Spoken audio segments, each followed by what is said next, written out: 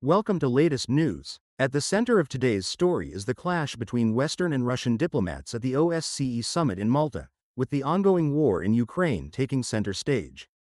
U.S. Secretary of State Antony Blinken, Russian Foreign Minister Sergei Lavrov, and other top officials exchanged heated words, reflecting the deep divisions over this pivotal conflict.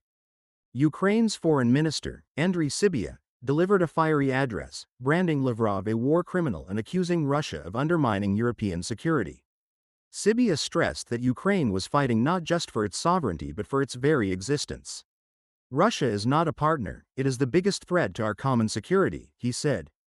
Sybiha, joined by Poland's Foreign Minister Radosław Sikorski, condemned Moscow's actions and walked out of the room before Lavrov's speech.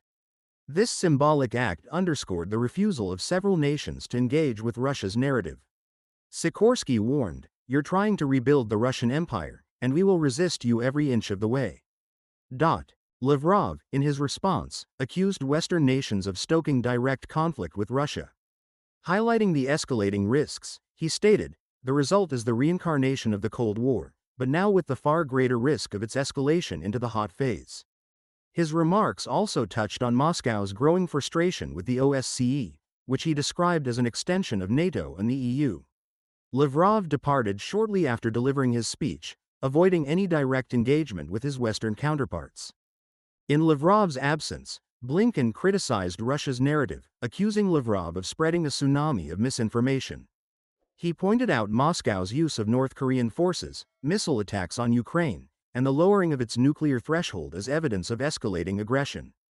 Blinken reaffirmed Ukraine's sovereignty, stating, "This is about Ukraine's right to make its own choices about the future, not to have those choices dictated by Moscow." The OSCE, initially established in 1975 to bridge Soviet-Western divides, has been hamstrung by Russia's repeated vetoes. Despite these challenges, the organization continues to serve as a crucial platform for addressing security and human rights issues. However, tensions at the Malta summit showcased the difficulty of fostering cooperation amidst deep geopolitical fractures. The Ukraine war remains the focal point of international diplomacy, with no clear resolution in sight. As Blinken concluded, the path forward depends on respecting the sovereignty and choices of all nations, a principle Russia continues to challenge. That wraps up today's coverage of the OSCE summit and the escalating tensions between Western nations and Russia over Ukraine.